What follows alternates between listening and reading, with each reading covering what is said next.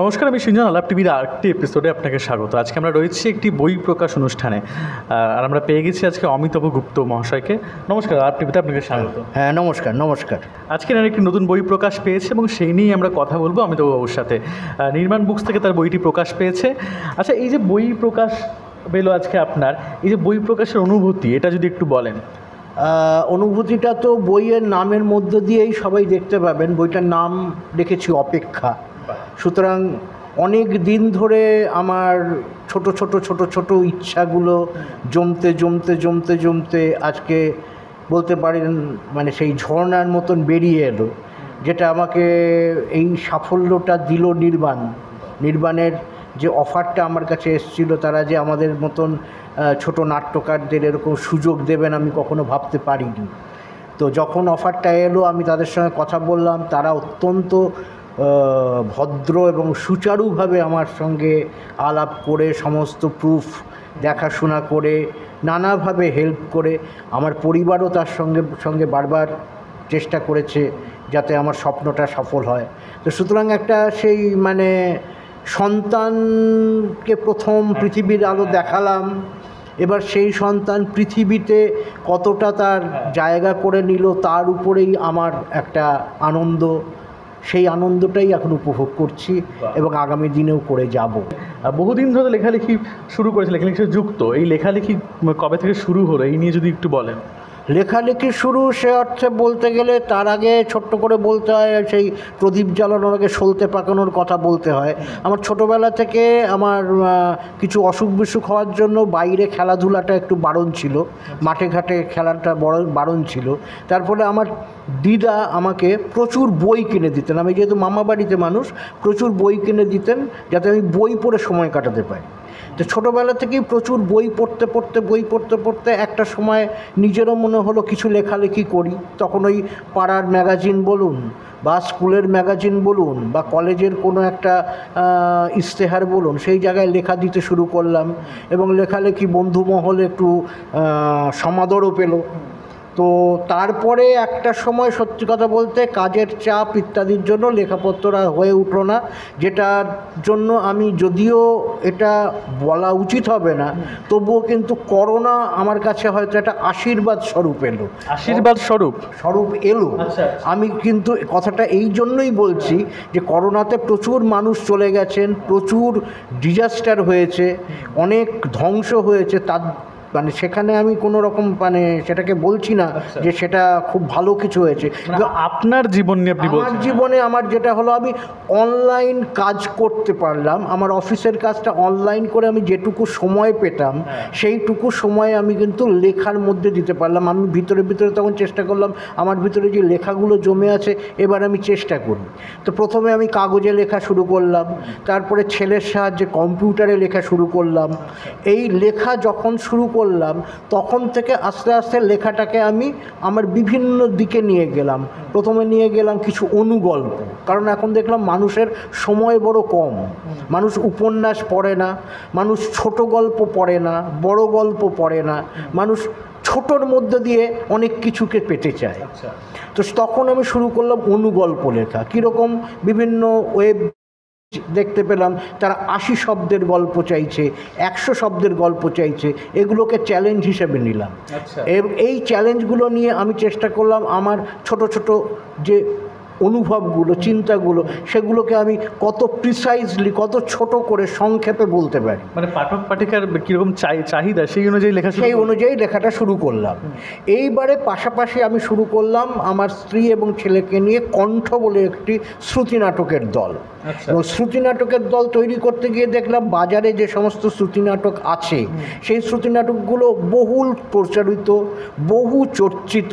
কিছু গল্পর বড় বেশি রিপিটেশন, সেই স্বামী স্ত্রীর ঝগড়া, আর নয়তো কোনো আধ্যাত্মিক অনুভূতি, নয়তো কোনো ভৌতিক ব্যাপার স্যাপার, নয়তো বড় বেশি সময় সাপেক্ষ 20 মিনিট 25 মিনিট ধরে শ্রুতি নাটক।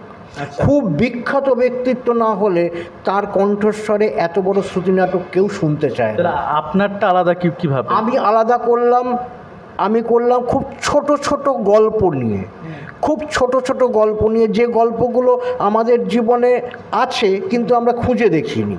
যেমন এই বইতেই রয়েছে একজন নারী এবং একজন পুরুষের কথা, তারা দুজন টেলিফোনে নিজেদের মধ্যে রাত্রিবেলা একটা প্রেমালাপ করে। এই প্রেমালাপ করতে করতে একটা সময় প্রকাশিত হয় এই দুজন নারী পুরুষের মধ্যে নারীটি 60 বছর বয়সী বাতে পঙ্গু আর 67 বছরের বৃদ্ধ লোকটি শয্যাশায়ী। তারা কেউ কোনোদিন কাউকে দেখবে না, কিন্তু পরের দিন বেঁচে থাকার আশায় একে অপরকে টেলিফোন করে যায়। বাহ, সুন্দর একটি দিকে গল্পটিকে নিয়ে গেছেন আপনি। মানে এই যে বৃদ্ধারা বেঁচে থাকার আশায় একে অপরকে ফোন করে বেঁচে থাকছে, এটাই আমার গল্পের উপজীব্য। বা হয়তো এমন একটা গল্প যেখানে দেখা যাচ্ছে স্বামী পঙ্গু হয়ে পড়ে রয়েছে, স্ত্রী তাকে সেবা করে চেষ্টা করছে তুলে ধরার, জানা যাচ্ছে এই স্ত্রীরই একজন প্রাক্তন প্রেমিক চেষ্টা করেছিল এই স্বামীটিকে হত্যা করার। পরবর্তীকালে সেই ছেলেটি সংসার জীবন থেকে চলে গিয়ে সন্ন্যাসী জীবনে চলে যায় এবং সেখান থেকে সে রিয়েলাইজ করে মানুষকে বাঁচানো উচিত, সে এবার সেই বন্ধুটিকে বাঁচাতে আসে। মানে আপনার গল্পে প্রচুর বাঁক খুঁজে পাবে দর্শক। প্রচুর বাঁক যাতে খুঁজে পায়, অল্প সময়ের মধ্যে হয়, চরিত্র সংখ্যা 2 থেকে 3, কারণ যেহেতু আমরা স্বামী স্ত্রীতে করি, আমি এইটা জানতাম যে শ্রুতি নাটক করতে গেলেও একাধিক লোককে যখন আমি ডাকবো তখন ওই করোনার সময় কার বাড়িতে গিয়ে রিহার্সাল দেবো, কাকে আমি আমার বাড়িতে ডাকবো, সব জায়গায় তো তখন কোয়ারেন্টাইন চলছে, কারোর বাড়িতে কেউ ঢুকতে পারে না। আচ্ছা, মঞ্চ অভিনয় ছাড়াও মানে নাটক অভিনয় তো করেছেন আপনি? হ্যাঁ, নাটক অভিনয় অবশ্যই করেছি। আমি সোক্রাতিস করেছি নক্ষত্রতে থাকাকালীন, কি বলে পরমাণু কলকাতাতে থাকাকালীন আমরা খুব সাফল্যের সঙ্গে পরিণীতা নাটকটি করতাম শরৎচন্দ্রের। আচ্ছা, এই যে নাটকের জগৎ মানে মঞ্চ অভিনয় থেকে একদম লেখালেখির জগতে, ঠিক আছে, এই যে আসার মানে কি কারণ, মানে লেখালেখির জগতে আসার? খুব মানে গোদা বাংলায় বলতে গেলে পরে মঞ্চ নাটক করতে যাওয়ার একটা বিশাল বড় আর্থিক চাপ রয়েছে। মঞ্চ নাটক করা মানে নিজের একটা দল তৈরি করা, সেই নিজের দলের লোকজনকে ডাকা, একটা রিহার্সাল রুম জোগাড় করা, সেই সব করে একটা মঞ্চ নাটক এখন একটা মঞ্চে করতে গেলে পরে দেখাই যাচ্ছে অনেক নামি দামি দলই দর্শক আনুকূল্য পায় না, হাউসফুল হয় না। সেখানে আমি কে? আমার নাটক কেন দেখতে আসবে লোকে? আমাকে কে চেনে? আচ্ছা, এই যে এখন নাটকের দর্শক সংখ্যা কমে যাচ্ছে, আপনি নাটক করছেন, আপনি আরও ভালো বুঝতে পারবেন কেন মনে হচ্ছে দর্শক সংখ্যা কমে যাচ্ছে নাটকে? আমার এই সমস্ত ক্ষেত্রে সব ব্যাপারটাতেই মনে হয় শিক্ষার একটা প্রভাব রয়েছে। শিক্ষার মধ্য দিয়ে আমরা যদি নাটকের প্রয়োজনীয়তাকে বোঝাতে না পারি, আমরা যদি এটাকে বোঝাতে না পারি এই আর্টটা একটা কালেকটিভ আর্ট, এটা একটা অর্কেস্ট্রার মতন, বাঁশিও বাজবে, তবলাও বাজবে, হারমোনিয়ামও বাজবে, এক একজনের এক এক রকম ধরন, কিন্তু যখন সঙ্গীত বা সুরটা বেরোবে সেটা কিন্তু একদম আলাদা। তা এই যে সবাইকে নিয়ে চলার যে ধারণাটা, এখন তো আমি দেখছি সব জায়গাতেই প্রত্যেককে ভিন্ন করে দেওয়ার একটা মনোভাব বা কার্যসূচি রয়েছে। তাই ভিন্ন করার মনোভাব যতদিন না দূর হবে, আমরা নাটক সিলেবাসে রেখেছি, আমরা একটা নাটক অংশ শুধু পড়াই, কিন্তু যে ছাত্রটা বা যে ছাত্রীটা স্কুলে অভিনয় করতে চায়, স্কুলে নাটক নিয়ে কোনো কাজকর্ম হয়? ছোট ছোট ছেলে মেয়েদেরকে দিয়ে নাটকে উৎসাহিত করা, তারা যদি কোনো জায়গায় পাড়াতেও যদি নাটক করে তাদেরকে আলাদাভাবে একটু ফেলিসিটেট করা হয়, ছেলেমেয়ের মধ্যে উৎসাহ আসবে কোত্থেকে? তারা একটা জায়গাতে আটকে আছে, নাটক করতে পারলে, অভিনয় করতে পারলে হয়তো আমি ওটিটিতে চান্স পাবো, হয়তো আমি সিরিয়ালে চান্স পাবো। নাটক তো করছে এই কারণেই যাতে সিনেমা ওটিটিতে চান্স পায়। আমার যেটা ধারণা, এটা ব্যক্তিগতভাবে, সেটা হচ্ছে যে কোনো অভিনেতাকে কিন্তু অভিনয়টা জানতে হয় এবং অভিনয়টা মঞ্চ থেকে শুরু হয়। মঞ্চের অভিনয় যদি আমি করতে পারি, অর্থাৎ কালো কালো মাথাগুলো আমি দেখতে পাচ্ছি, দর্শক রয়েছে, অথচ আমাকে আমার কাজ করে যেতে হবে, এই দর্শকদের আমি যা বোঝাবো তাই বুঝবে, দর্শককে আমি নাচাতে পারি, গাওয়াতে পারি, হাসাতে পারি, কাঁদাতে পারি, এই কনফিডেন্সটা যতদিন পর্যন্ত না আসবে ক্যামেরার সামনে সে কোনোদিন তার প্রতিফলনকে আনতে পারবে না। আচ্ছা, আপনি কি নাটকের নিয়ে লেখেন, না নাটক ছাড়া অন্য লেখাও লেখেন? না, ওই যে বললাম আমার প্রথম শুরু হয়েছিল এরকম গল্প, আমি কিছু কবিতাও লিখি, আমার কবিতা লেখারও কিছু লিখেছি আর কি, কিছু কিছু পত্রিকায় বেরিয়েছে। এই গত শারদ উৎসবেই কিছু কিছু পত্রিকাতে আমি আমার কবিতা পাঠিয়েছি, সেখানে কবিতা বেরিয়েছে।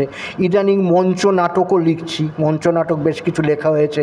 আমি এখন চেষ্টায় আছি কিছু দলকে, তাদেরকে মঞ্চ নাটক শোনানোর জন্য। এবং আমার নিজের একটি রাজারহাটে আমার একটা ছোট দল রয়েছে, সমস্যা রাজারহাট, সেখানে আমি একটা স্ক্রিপ্ট লিখেছি আমার দলের স্ট্রেংথ বুঝে, কারণ আমরা তো চট করে অনেক কিছু পাবো না, আমাদের যেরকম সংখ্যা, সদস্য সংখ্যা, তাদের অভিনয় ক্ষমতা বুঝে একটা স্ক্রিপ্ট লিখেছি। আগামী দিনে সেটা পড়ে হয়তো মঞ্চস্থ হবে কি হবে না জানি না, এই চেষ্টা চলছে। আচ্ছা, একজন শিল্পীর প্রকৃত রসদ কি বলে মনে করছেন আপনি? আপনি তো একজন অবশ্যই শিল্পী, একজন শিল্পীর প্রকৃত রসদ কি মনে করছেন? আমি মনে করি একজন শিল্পীর রসদ হচ্ছে তার তিনটে চোখ। দুটো চোখ তো ভগবান আমাদের দিয়েছেনই, আর থার্ড আই যেটা, অর্থাৎ মনশ্চক্ষু। আমি যত বেশি সমাজকে দেখব, যত বেশি সমাজকে বুঝব, যত বেশি অনুভব করব, সে লেখা পড়েই হোক, গান শুনেই হোক, কবিতা শুনেই হোক, একটা মানুষের হাঁটা চলা দেখেই হোক, যত বেশি নিজেকে অনুভব করব তত আমি তাকে প্রকাশ করতে পারবো। আর এই প্রকাশ করার মাধ্যমটা আমার অভিনয় হতে পারে, আমার লেখা হতে পারে, আমার গান হতে পারে, আমার কবিতা হতে পারে। অর্থাৎ যে জায়গায় আমি নিচ্ছি সেই জায়গাকেই আমি আমার কিছু কন্টেন্ট মিশিয়ে আবার ফিরিয়ে দিচ্ছি। আচ্ছা, একজন শিল্পীর দায়বদ্ধতা তো থাকে অবশ্যই, সেই দায়বদ্ধতা কতটা রাখা দরকার বা কীভাবে পালন করা দরকার, কি মনে করেন এই বিষয়ে? দায়বদ্ধতা অবশ্যই দরকার, প্রত্যেকটা মানুষেরই দরকার, শুধু শিল্পী বলে নয়, যারা শিল্পী নয়, যদিও আমি মনে করি মানব জন্ম হওয়া মাত্রই সে শিল্পী, সে কোনো না কিছু তো কর্মকাণ্ড করছেই, সেই কর্মকাণ্ডর মাধ্যমে কিছু না কিছু সৃষ্টি হচ্ছেই, তো সেই সৃষ্টিতে সে যখন যুক্ত আছে তখন সে শিল্পী। যে সেই শিল্পীর কিন্তু দায়বদ্ধতা থাকে, সমাজে যখন সে জন্মেছে সমাজ তাকে কিন্তু অনেক কিছু দিচ্ছে, তার পরিবার তাকে অনেক কিছু দিচ্ছে, খাদ্য পানীয় বাসস্থান থেকে শুরু করে সমাজে প্রতিষ্ঠা বলো অনেক কিছুই দিচ্ছে। সেই দেওয়ার জায়গাটাকে কিন্তু বুঝতে হবে, তাকে সেটা ফিরিয়েও দিতে হবে।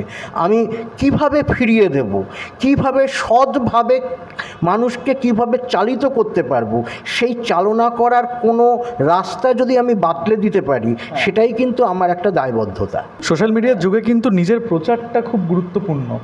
কি মনে করেন, এই এখন সোশ্যাল মিডিয়ার যুগে নিজের প্রচারটা কি চালিয়ে যাওয়া দরকার? হ্যাঁ, প্রচার তো অবশ্যই চালিয়ে যাওয়া দরকার, কারণ প্রচার না হলে মানুষ জানবে কি করে। আমি আজকে এই যে বইটা লিখেছি, আজকে আপনাদের সামনে বসে আছি, আপনারা আমার কাছে প্রশ্ন জিজ্ঞাসা করছেন, এটা একটা প্রচারিত হবে, 10টা মানুষ দেখবে। আমার যারা শ্রুতি নাটক করা বন্ধুবান্ধবরা, তারা অনেক দিন থেকে অপেক্ষা করে আছে অমিতাভদা বই কবে বেরোবে। তাদের যখন সংবাদ যাবে যে তারা বই আমি বের করেছি, তারাও হয়তো আরও 5 জনকে বলবে, বইটার প্রচার হবে, তারা কিনবে, তবেই তো তার সার্থকতা। একটা শিল্পের তো সার্থকতা কোথাও না কোথাও থাকে, যে আমি যে জিনিসটা করলাম সেটা যে ছড়ায়, যাতে লোকে জানতে পারে। কিন্তু তার জন্য কোনো রকমের মেকি কাজ করা বা কোনো নোংরা পলিসি অবলম্বন করা, এই জায়গাটায় আমি ব্যক্তিগতভাবে বিশ্বাসী নই, আমি কোনোদিন করতেও পারিনি, কোনোদিন করবও না। আচ্ছা, সংক্ষেপে আপনার এই বই সম্বন্ধে 2-4 কথা শুনতে চাই। বই সম্পর্কে এর আগে তো আমি বলেইছি কিভাবে আমার শ্রুতি নাটক, এই বইয়ের মধ্যে কি আছে বা এই বইয়ের মধ্যে কি পাবে মানুষ? হ্যাঁ, এই বইয়ের মধ্যে ওই জিনিসগুলোই পাবে।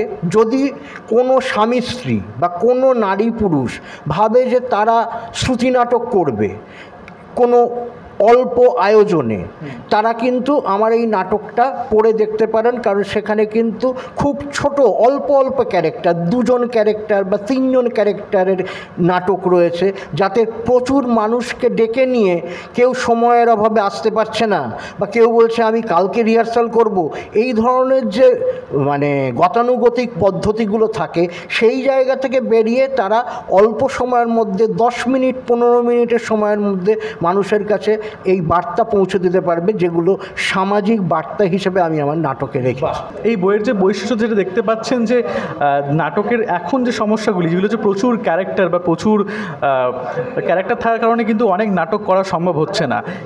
এনার লেখাতে কিন্তু আপনারা খুব কম সংখ্যক ক্যারেক্টার দিয়ে বিভিন্ন নাটক পাবেন, যেগুলি আপনারা অবশ্যই পড়তে পারেন।